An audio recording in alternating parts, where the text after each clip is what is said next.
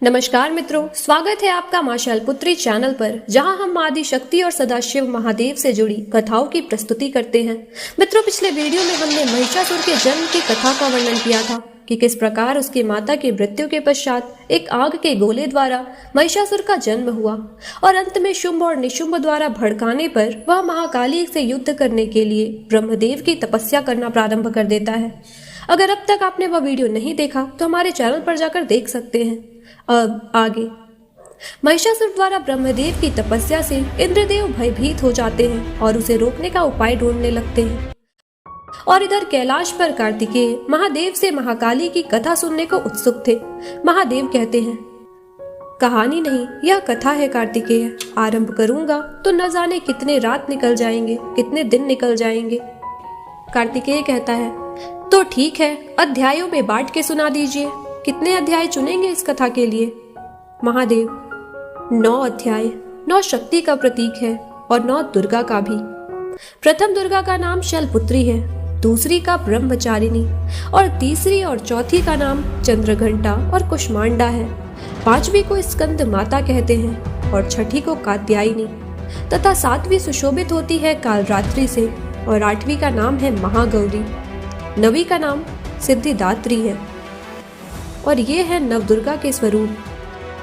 कार्तिकेय कहते हैं, परंतु मैंने इन नवों को न देखा है न जाना। जब तक इन सब की कथा नहीं जान लेता मैं कैसे समझूंगा? मुझे इन सब की पूरी कथा सुननी है। तभी महिषासुर के अंत के उपाय को ढूंढते हुए इंद्रदेव कैलाश आते हैं और कार्तिकेय का आवाहन करते हैं। पार्वती कहती है, कार्तिकेय, यदि देवराज स्वयं आए हैं तो कार्य अति आवश्यक ही होगा। तुम लौट कर आओ, फिर महादेव तुम्हें कथा सुनाएंगे।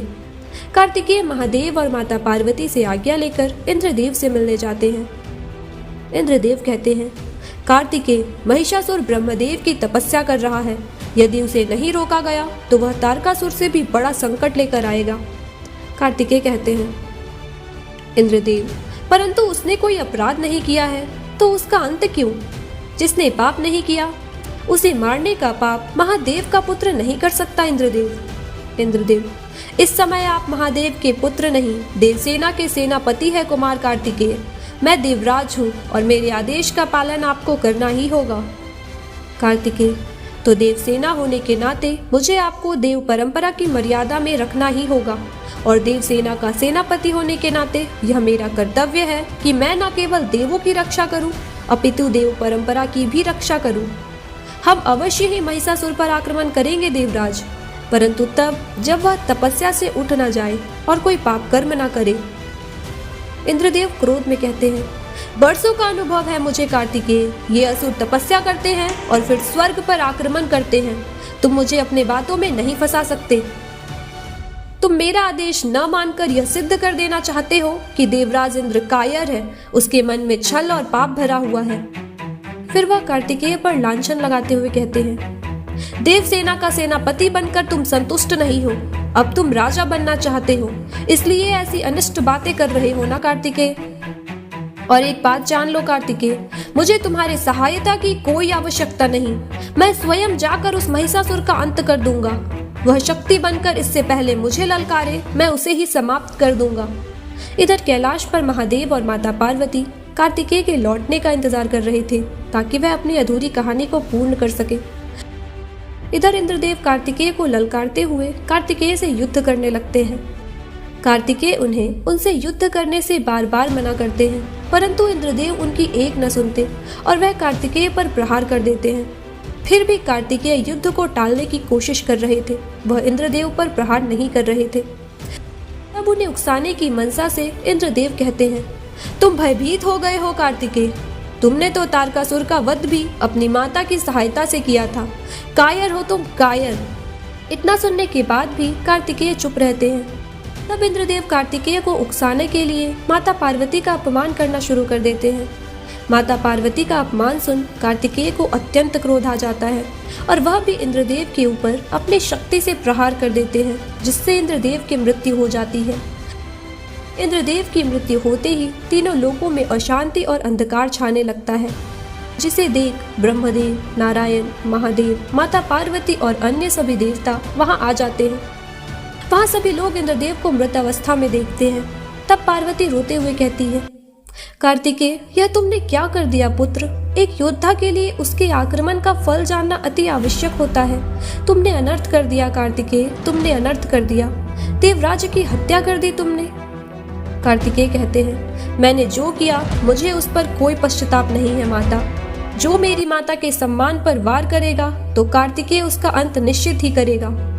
अग्निदेव कहते हैं, कुमार कार्तिकेय से मुझे बहुत स्नेह है महादेव, परंतु अपराध अनजाने में हो या जानबूझकर, अपराध अपराध होता है। कुमार कार्तिकेय केवल देव हत्या के दोषी नहीं है, बल्कि एक सेनापति होने के नाते राजा की हत्या कर राजद्रोह किया है उन्होंने। अब न्याय आप ही कीजिए महादेव। पार्वती रोते हुए कहती है, महादेव क्षमा कर दीजिए कार्तिकेय को। क्या एक पुत्र को अपनी माता से प्रेम का दंड देंगे? क्या कोई और मार्ग नहीं है महादेव जिससे देवराज जीवित हो जाए और मेरे कार्तिकेय को क्षमादान मिल सके? महादेव कहते हैं, मार्ग है इंद्रदेव को पुनः जीवित करने का, क्योंकि सृष्टि के संचालन के लिए उनकी आवश्यकता है, परंतु कार्तिकेय को क्षमा करने का कोई मार्ग नहीं है। कार्तिकेय को दंड अवश्य मिलेगा। फिर महादेव कार्तिकेय को श्राप दे देते हैं। वह कहते हैं कि जिस माता के प्रेम के कारण तुमने देव हत्या का पाप किया है, अपने ही राजा की हत्या कर राजद्रोह किया है, तो तुम्हारा दंड यही है कि तुम अपनी माता को भूल जाओगे, उसे पहचान नहीं पाओगे। यह कठोर दंड सुनकर पार्वती स्तब्ध रह जाती है। उनके हृदय में पुत्र वियोग की पीड़ा उठ पड़ती है। उनके होठ शांत हो जाते हैं और आंखों से तीव्र अश्रु की धार फूट पड़ती है। थोड़ी देर बाद पार्वती रोते हुए कहती है, महादेव, आप यह श्राप कार्तिकेय को नहीं मुझे दे रहे हैं। पहले ही सृष्टि के कल्याण हेतु मैंने अपने संतान को जन्म देते ही उससे विछोह का श्राप पाया। इतने वर्षों तक मैं अपनी संतान के लिए तड़पी हूँ। अब जब कई वर्षों के बाद वह विछोह समाप्त हुआ और मुझे मेरा पुत्र पुनः मिला, तो अब आप पुनः उसे उसके अस्तित्व को भूलने का श्राप दे देते हैं। हर बार सृष्टि के कल्याण हेतु एक माँ को ही इतनी पीड़ा क्यों सहनी पड़ती है देव? हर बार एक माँ की ममता पर ही प्रहार क्यों होता है? आज पुनः आपने मुझसे मेरी संतान छीन ली देव। अब मुझे मेरा पुत्र कभी नहीं पहचान पाएगा। वह मेरी ओर ऐसे देखेगा जैसे अनजाने को देखा करता है। मेरा पुत्र मेरे समक्ष रहकर भी मुझसे अनजान रहेगा। और यह कहकर वह जोर जोर से रोने लगती है। मित्रों, वीडियो अधिक लंबा ना हो इसलिए आज के लिए बस इतना ही। हम मिलेंगे आपसे अपने अगले वीडियो में। तब तक के लिए अपना ख्याल रखें। जय महाकाली। धन्यवाद।